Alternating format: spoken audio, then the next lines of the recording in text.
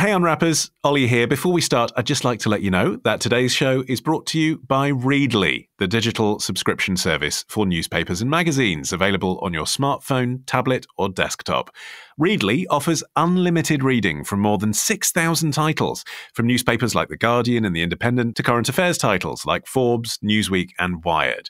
And if you're after something a little lighter, you can also read up on your favourite hobbies such as film, music, food, DIY, cars and many more. With magazines ranging from T3 and the Radio Times to Vogue. You can share your subscription too on up to 5 devices and download your choice of magazines to read anytime you like. And listeners of The Week Unwrapped can get an exclusive 2-month free trial. Just go to readly.com/the week. That's readly.com/THEWEEK. And now, on with the show. It's the week ending, Christmas Eve, and this is The Week Unwrapped. In the past 7 days, we've seen Argentina beating France to win the Men's Football World Cup, Leo Varadkar returning as Ireland's Taoiseach, and Jeremy Clarkson's column about Meghan Markle becoming Ipso's most complained about article ever. You can read more about all of that in The Week magazine. We're here to bring you some stories that passed under the radar this week. Big news, not making headlines right now, but with repercussions for all our lives. I'm Olly Mann, and let's unwrap the week.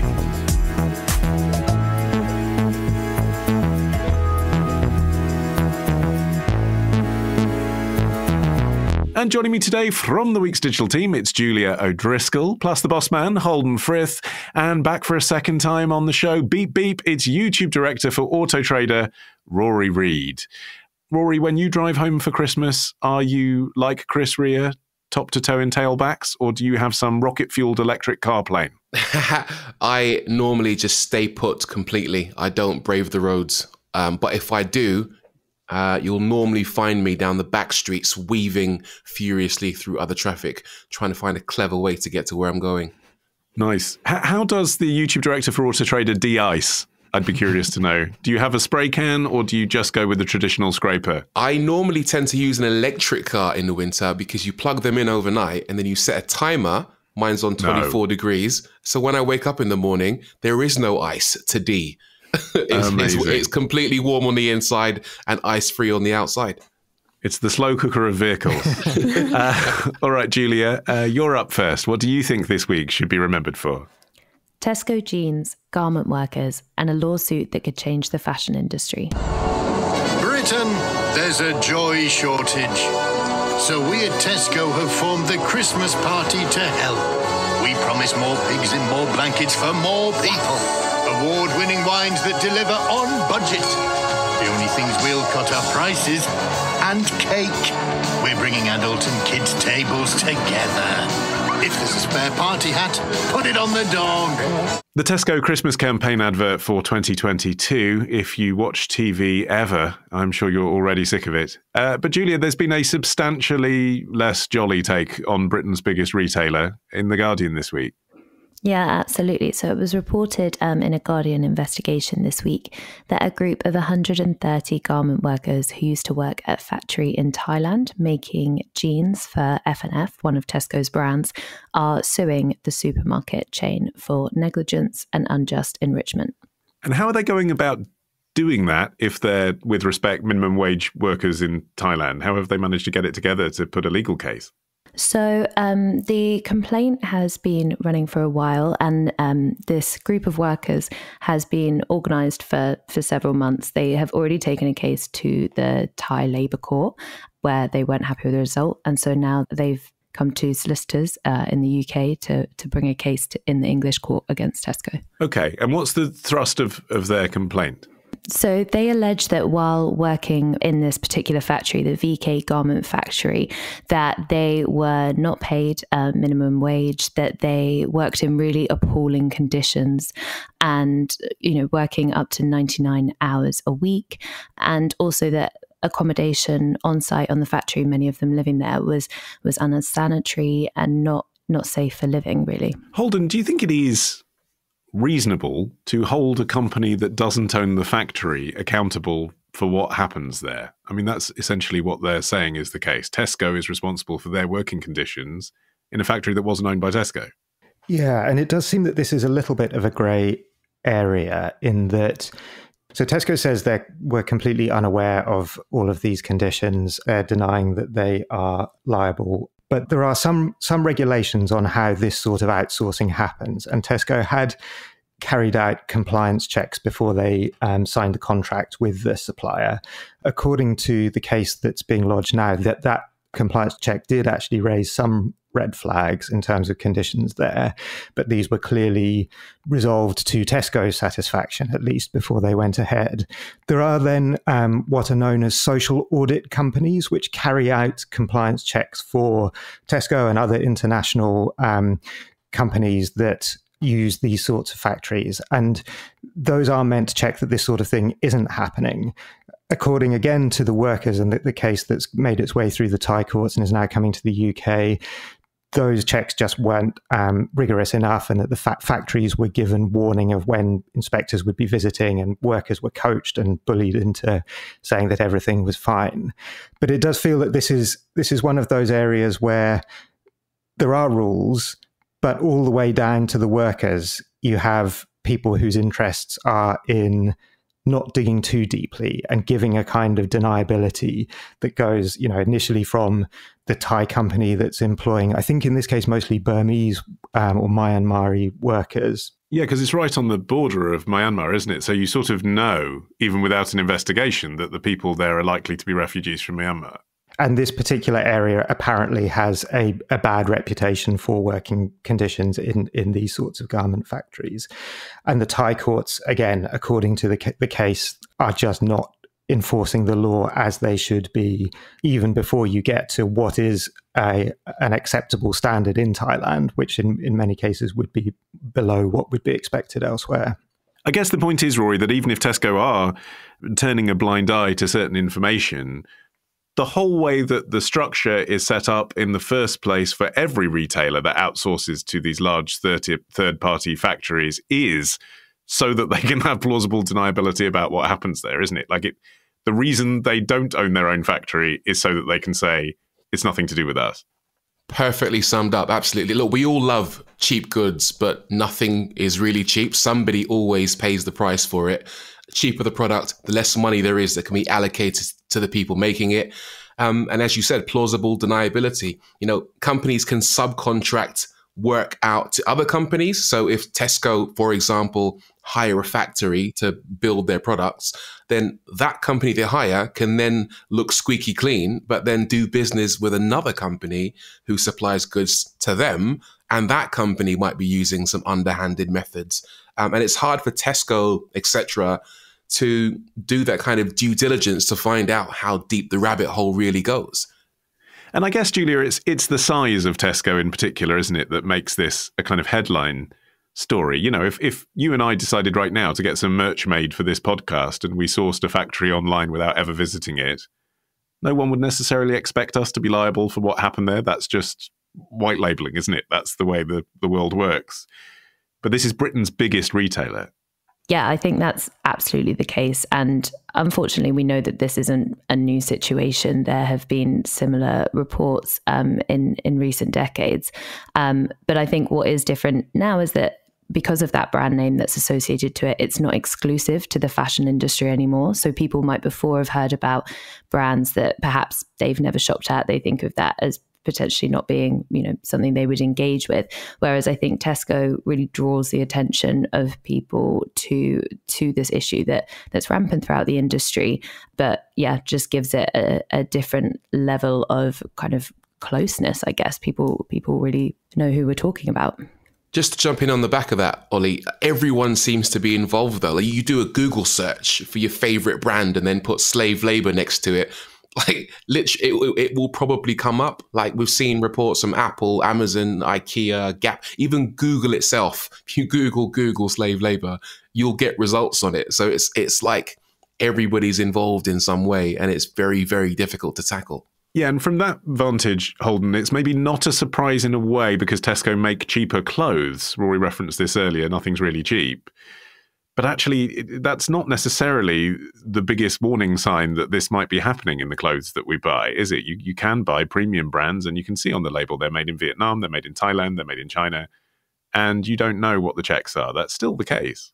Yeah, I think it's easy to think that, the sort of bargain basement stores, the bargain basement products that are going to have this problem. But Rory just mentioned Apple. And while I'm sure Apple would deny or reject the phrase slave labor, there's enough stories about what's been happening in Apple's Chinese factories that there's clearly sort of supply chain issues, and there's things happening in their factories overseas that wouldn't be happening if they were in California.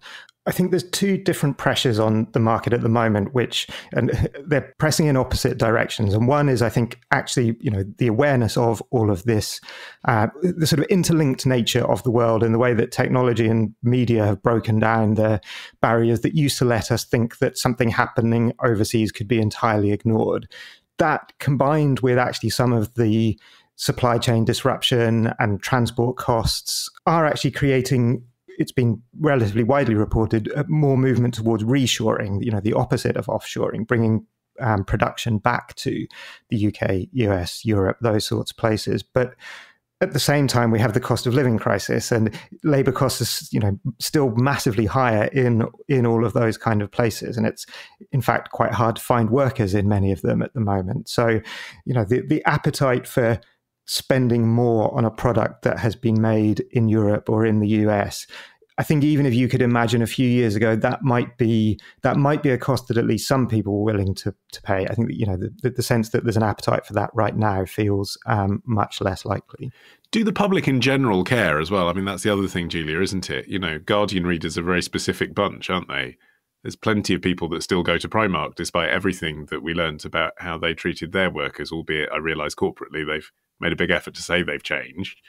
People do ultimately just want to buy the clothes they want at the price they want. Yeah, absolutely. And I think people do care, and there are various different reasons that people might choose to shop with a certain brand, obviously cost being a key one. I think as well, though, that more and more the conversation around fast fashion in particular and fast fashion brands has really shifted to talking about the environmental risk that the vast quantities of clothing that these brands put out, that is causing such a huge problem for the planet, rather than the human cost, which we've been talking about, well, certain factions of society have been talking about for a long time, but hasn't been successfully tackled. So it's almost, brands would rather obviously focus on that and put out collections that they say have been responsibly sourced and using recyclable materials, but they're still produced in the same way or in similar ways. I mean, one of the things that jumped out to me, Rory, reading the report, was that so many of these people that are complainants were living in the factory in Thailand. And then the nature of their complaint is, and the door on the apartment wasn't strong enough, so our children couldn't sleep, and they were at threat of being assaulted, and they were at threat of having things fall on their heads. But it's like, well, why are you living with children in a factory at all? And that seems like such a basic check that a big company like Tesco could say, we're not going to work with factories where employees live in the factory. That just doesn't seem like a very productive way to have people working for you. Yeah, completely. It seems very odd, doesn't it? I think what it all comes back to is that there's very little incentive for some of these companies to really do their checks to make sure that there aren't families living in these factories, for example. I did some research earlier on, and it looks as if that any UK company profiting from forced labour in this kind of way, the only kind of thing the government seem to do, from what I understand, is that they threaten you with being barred from government procurement in this country. In other words, the government won't buy the company's products from these companies for government use. But so what? If you're Tesco, most of your profits probably don't come from the government buying F&F or pens and T-shirts and sandwiches, for example. So there's not any real incentive for them to go, we need to go and make sure that there aren't families sleeping in these factories. So I think the only thing we can really do is to really incentivize these companies to increase the number of checks and due diligence that they perform before we start seeing a difference. I think that's one of the reasons why this case, if it goes ahead, and particularly if the plaintiffs are successful, is really significant, because it would mean that then companies faced a UK legal risk and not just being pursued in courts in Thailand or wherever they have their production facilities. And that, I think that's a sort of growing tendency of UK, US, European courts trying to kind of extend their reach beyond their home territory. You see it with the Bribery Act in the UK, the Foreign Corrupt Practices Act in the US, where home people and companies based in those countries are criminally liable for acts they might commit overseas. And I think this, although I think it's a civil case rather than a criminal case, it would mean that companies would, their bottom line would be at risk in a way that currently they're not. So it would help sort of balance those incentives when they're looking at outsourcing material and give them more of an incentive to dig deeper into the companies they may be working with overseas. They're a massive advertiser as well, Julia, though. I mean, do you think that the British media is going to follow this story up next year? There's a lot of companies that depend on Tesco's money. I suppose it will really depend how the case goes in terms of how much media coverage it gets. But yes, I'm not feeling optimistic. At the start, I said that, this could be a change in the fashion industry and maybe more widely. I'm not optimistic that will necessarily be the case, but I would hope that there will be further reporting and it will continue to gain some attention. Okay. Holden, you're up next after this. Hey, Unwrappers, Olly here. I'd just like to let you know that today's show is brought to you by Reidly, the digital subscription service for newspapers and magazines, available on your smartphone, tablet, or desktop. Reidly offers unlimited reading from more than 6,000 titles, from newspapers like The Guardian and The Independent to current affairs titles like Forbes, Newsweek, and Wired. And if you're after something a little lighter, you can also read up on your favourite hobbies such as film, music, food, DIY, cars, and many more, with magazines ranging from T3 and the Radio Times to Vogue. You can share your subscription too on up to 5 devices and download your choice of magazines to read anytime you like. And listeners of The Week Unwrapped can get an exclusive 2-month free trial. Just go to readly.com/theweek. That's readly.com/THEWEEK.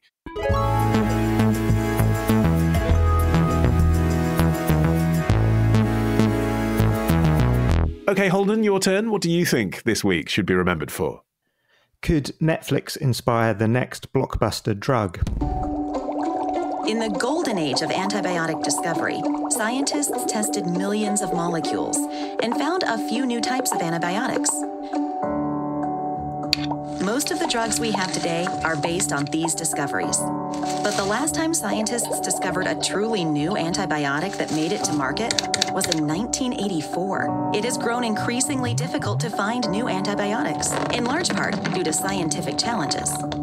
Why Can't We Find New Antibiotics? A film from the Pew Charitable Trusts released 6 years ago. Holden, what's happened this week? Have we found some new antibiotics? We have not yet. What happened, or what is about to happen, it seems, is that the US Congress is going to miss another chance to pass a $6 billion bill that would introduce a new and fairly radical way of funding the search for these new antibiotics, which everyone hopes will be capable of treating drug-resistant superbugs. And as we've just been hearing, that search so far has not been going well. Okay, there's a lot to unpack there. I suppose, first of all, before we get on to why Congress might miss this opportunity, what is the opportunity that they're being presented with? The opportunity is a bill called the Pasteur Bill, which, like a lot of American legislation, is an awkward acronym, which in this case stands for the Pioneering Antimicrobial Subscriptions to End Upsurging Resistance Bill. And it's pure coincidence that happens to spell Pasteur. Yeah, I'm sure they reverse engineered that.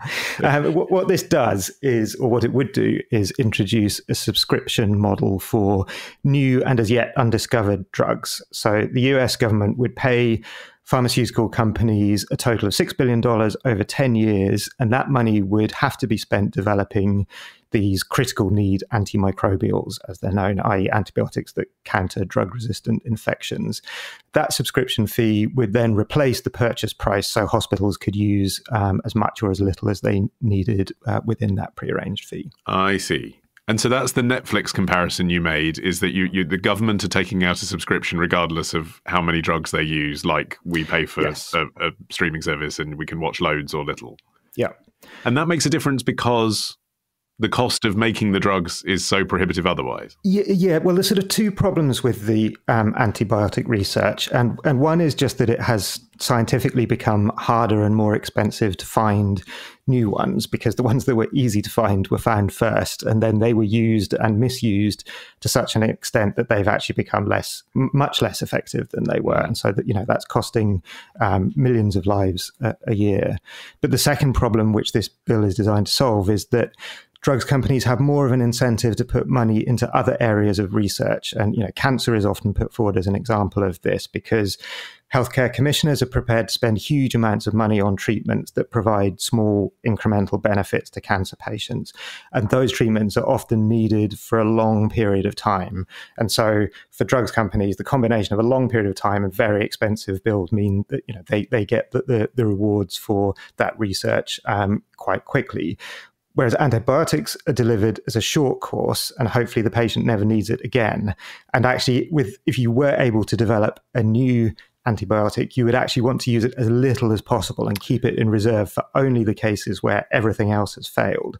So it could be years and years, if ever, before a drug company actually recouped the cost of research for these new drugs. So, Rory, the economics of this scheme do kind of make sense, but the efficacy... I mean, if one of the problems is that antibiotics aren't as good as they used to be, if you're testing a new one, you're potentially giving a patient an even less effective drug than what's out there. You won't know till you give it to them. And potentially, to scientifically test it in a robust way, you're giving them a placebo when you're hurting someone's chances of recovery. Yeah, that is the downside. And that is why some people are against this Netflix-style model, where effectively the government would be investing billions of dollars or pounds, and the end result could end up being absolutely nothing, or a worse product than we have at the moment. Interestingly, though, the UK already uses a similar system for its antibiotics. We've been doing it for years, and there have been 2 treatments that have actually come out of it. So there's one called Fitroja, which is manufactured by a company called Shionogi. And there's a second antibiotic called, and forgive my pronunciation here, it's ceftazidime with avibactam, which is manufactured. I totally blagged it. Which is manufactured by Pfizer, and both have been selected to move on to the evaluation process. And I think you can actually use at least one of these at the moment already, and they're saying that it's actually a very effective drug. Now, would these drugs have come about if it wasn't for this subscription style model?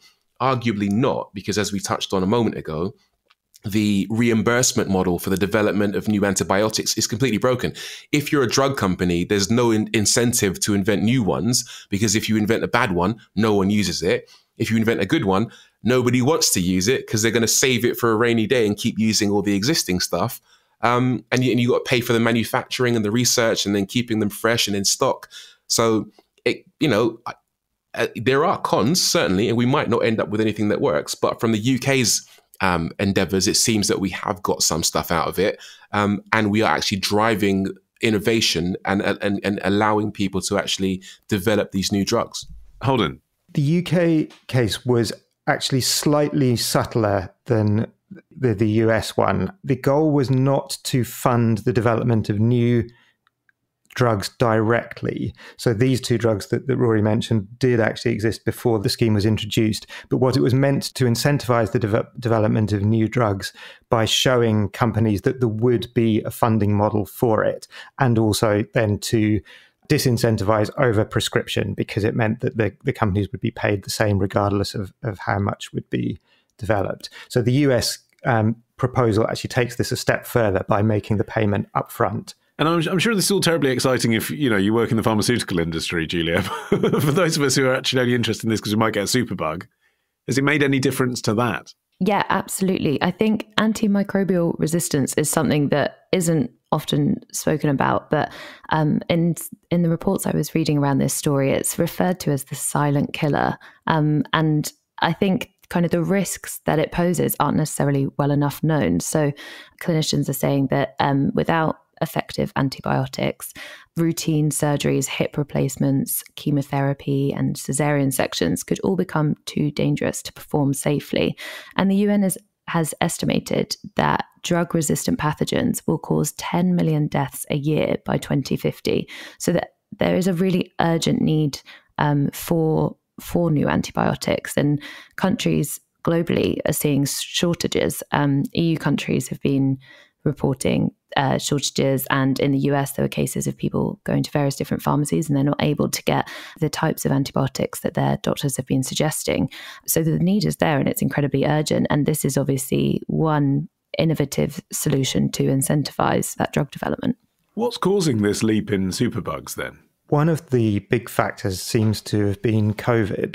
The prevalence of superbugs had actually been falling until 2020, but then rose by 15% in 2020. And that seems to have been because, particularly in the early stages of the pandemic, when mechanical respirators were being used a lot, there's a big risk of infection as a result of the process of ventilating somebody. And so large numbers of people were given antibiotics either to treat infections or preventatively. And that was obviously done with the best of intentions, but a big side effect of that was another big rise in resistance to those drugs.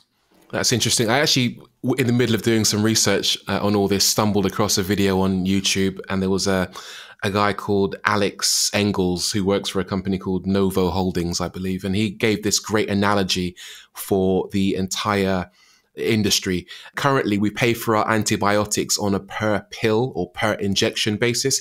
If you need a pill, you pay for it and you use it. But he's suggesting that we need to reinvent the payment model so it's more like the fire service almost. We don't pay our fire services or for fire stations on a per fire basis.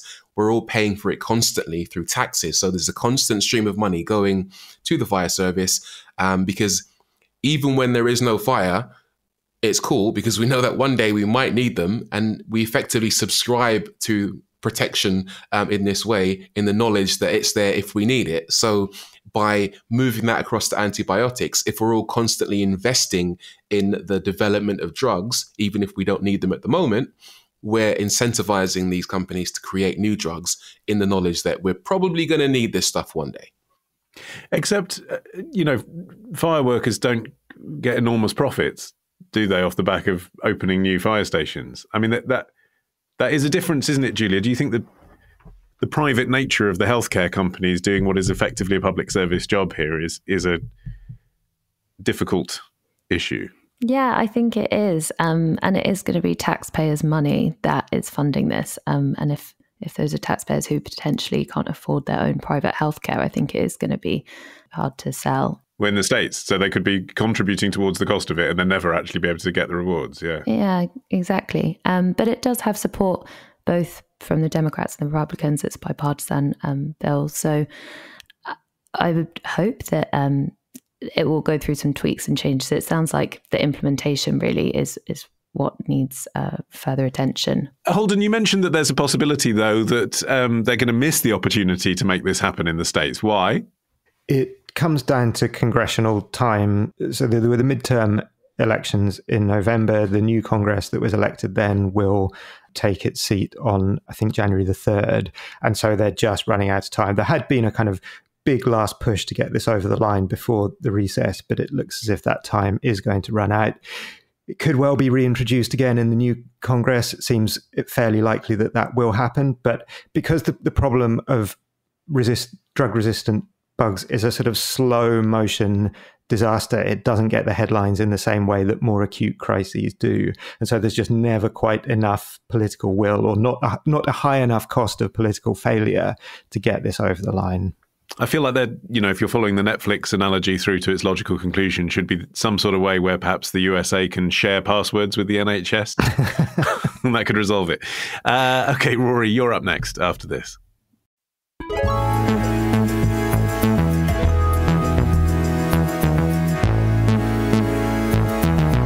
Okay, Rory, you're finishing the show. What do you think this week should be remembered for? Could the 100 milliliter laptops out rule at airport security soon be on its way out?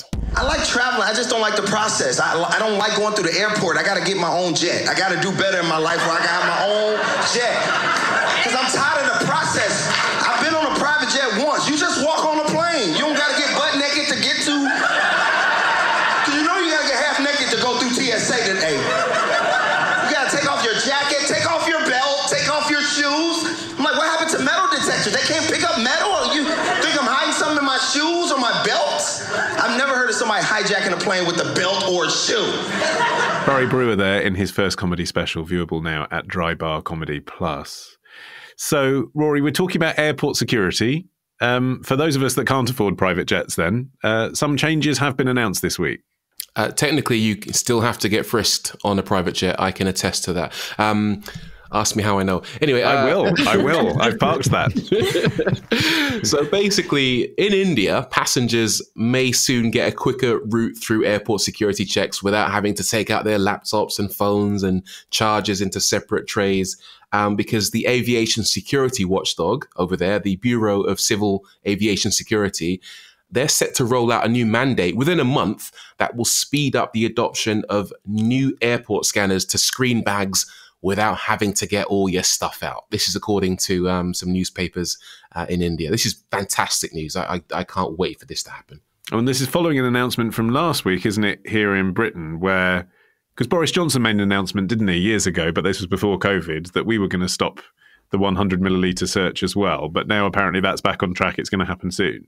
Yeah, definitely. I was actually traveling through Heathrow not long ago and I saw these fancy new scanners. They weren't in use at the time, sadly, but I think they're being trialed and we're preparing to roll them out. But yeah, effectively how they work, and they work in other countries as well. I was in Germany not long ago, I believe, where you just chuck your bag in its entirety on a tray. And then the guy goes, all right, move along. And instead of whipping all your stuff out, it rolls it along through the scanner. And you don't have to get anything out. It basically works like the CT scanners. So basically, some people call them CAT scanners, same ones that you get in hospitals. Whereas the old style X-ray machines created 2D images, which were quite hard to make out if there was especially a lot of stuff in your bag or electronics, etc. These produce a 3D image that the agents can rotate and zoom in on, a bit like they were in a video game. And because it's all computerized, they can install algorithms in these machines as well to detect threats. So hypothetically, you might not even need a person looking through the bag. The machine could know exactly what's in your case without you faffing about.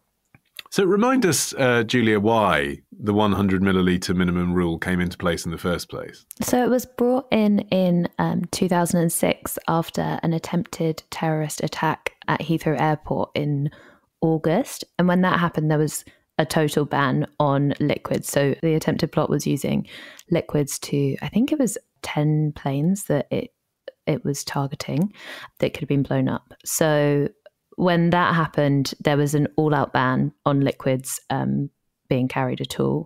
And in fact, there was Richard Reid, wasn't there, the shoe bomber? So having just dismantled what that comedian said regarding private jets, there was an example of someone trying to blow up the plane with the shoe. That is why that rule came into place. So things got a lot tighter then. And then, 100 milliliter rule was brought in a few months later and has been in place since. Do you know what I don't get, Ollie? 16 years since this rule was brought in, right? 16 years. And every single time I go to the airport, there's always, without fail, someone in front of me shocked and horrified that they've got to get their lipstick out or their hand sanitizer out. Like they've never, ever been through an airport in their entire lives. 16 years. And 16 years it's taken for us to go, why don't we use hospital scanners? They're quite good, and we've got loads of them. I presume the answer is cost, Holden. Yeah, cost and inertia, and I think airlines and airport security just being a very rules-driven environment and an international environment as well. So you need the agreement of so many different bodies to get agreement. And I think that's why the announcement last week that the UK was moving in this direction was one thing, but then this week having India and Canada and various other places sort of following suit does give you the sense of, maybe this is the moment that things are going to change. But I think we're probably in for a period where there's going to be even more of that sort of confusion that Rory was describing, because there is inevitably going to be a kind of patchwork of different airports with different sorts of scanners, and the ones with the old scanners you are still going to have to take everything out, and the ones with the new scanners you're not. There's still a lack of clarity about whether the rules about liquids will be lifted everywhere. And so if you're transiting, you've got a 2-leg flight and maybe one is from a country which has the new rules and one still has the old rules. It's just, I think, it's going to be a long time before we get to the walk straight on and take your seat kind of approach to travel. They better not take the water fountains away, though. Like, ever since they had the no liquids rule, they've all put water fountains when you get through security, don't they? And then you can fill up your water bottle for free. They better not be taking those away. I'll be angry. One thing I can imagine happening is that the budget airlines, Julia, might respond to this by making their hand luggage requirements even smaller. Because it used to be, didn't it, 20 years ago, if you flew Ryanair or EasyJet or whatever, you could take your entire toiletry bag on the plane with you. Then progressively, they've tried to make you pay to put luggage in the hold. People will be thinking, oh, I can take everything back on the plane again, but you wonder.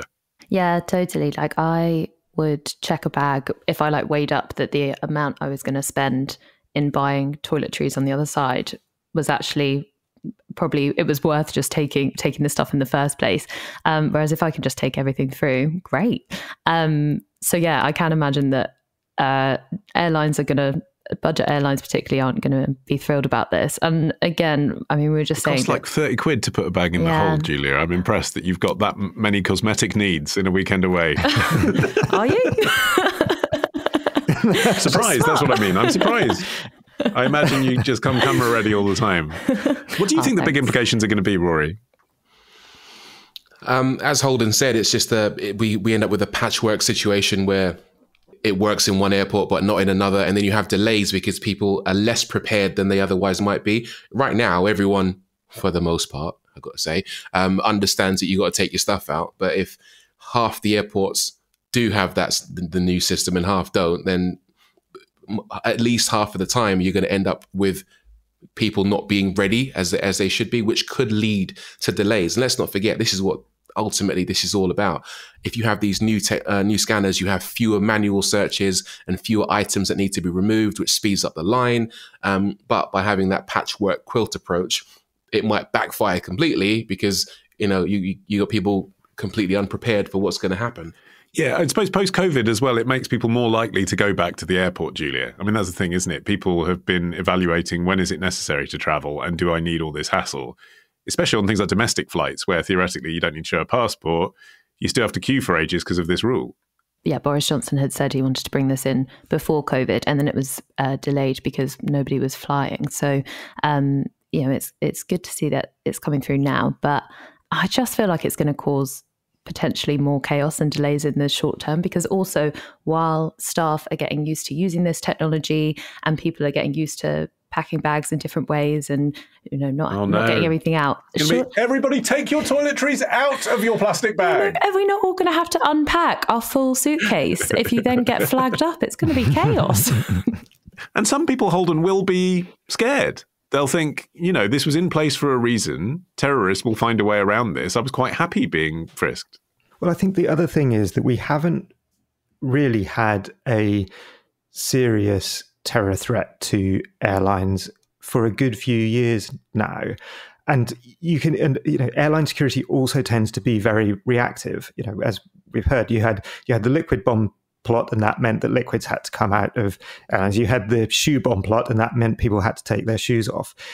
You can easily imagine a situation where you have the new rules in place, the new scanners in place, everything's fine for a little while, and then there's some other plot or something else happens, and there will be then the reaction against that, which means that whatever it is that was used in that imagined plot then has to be removed from security, or it turns out that the scanners are vulnerable in one particular way that hadn't been foreseen. And so I don't think there is ever really a final rest state for security. It's always going to be trying to take account of whatever the latest threat has turned out to be. And sometimes, in fact, the one attempt to address a threat turns out to create another problem. You saw after 9/11 that airline cockpit doors were strengthened, but then in 2015 you had the suicidal Germanwings pilot who crashed his airliner deliberately, and so that it would have been useful for passengers to get through. Because of those strengthened doors, the rest of the flight crew couldn't get in to intervene. Okay, so that's the story, but it's Christmas, Rory. I will take the bait. Why were you on a private jet? We tend to do it quite a lot in the industry that I work in. It's a lot cheaper for car manufacturers. I review cars all over the place. I fly internationally to test cars. It's cheaper quite often for the manufacturers to charter a jet than to buy lots and lots and lots of tickets for lots and lots and lots of different people. Okay, I wasn't looking for an answer about admin. I was looking for a blinging story about you on a private plane. Have you been on Elon Musk's plane with the leather seats? Did you get caviar? That's what I want to know. Not on his personal plane, but I'll tell over a beer maybe in the new year. I'll tell you some of my exploits. But I'm very lucky in what I get to do. No one's listening, Rory. Go on, tell us. Give us one insight into it. I've never been on a private jet. Do you know, the nicest thing about private jets is the fancy window blinds. Like, they have this really nice concertina effect as they roll up, which makes you think that's expensive, that's lovely. And then the bowls of fruit you get as well, like proper big bowls of fruit salad. It's delicious. So easily pleased. What a child. My thanks to Rory, Julia, and Holden. You can follow this show for free and get every episode as soon as it's released, like a pleasing concertina effect, by searching for The Week Unwrapped wherever you get your podcasts and tapping follow. You can also get 6 free issues of The Week magazine with a trial subscription. Just go to theweek.co.uk/subscribe and look the part on your next private flight. In the meantime, I've been Olly Mann. Our music is by Tom Morby, the producer Sophie King at Rethink Audio. Ho, ho, ho. Merry Christmas, everyone. Until we meet again to unwrap the year next week. Bye-bye.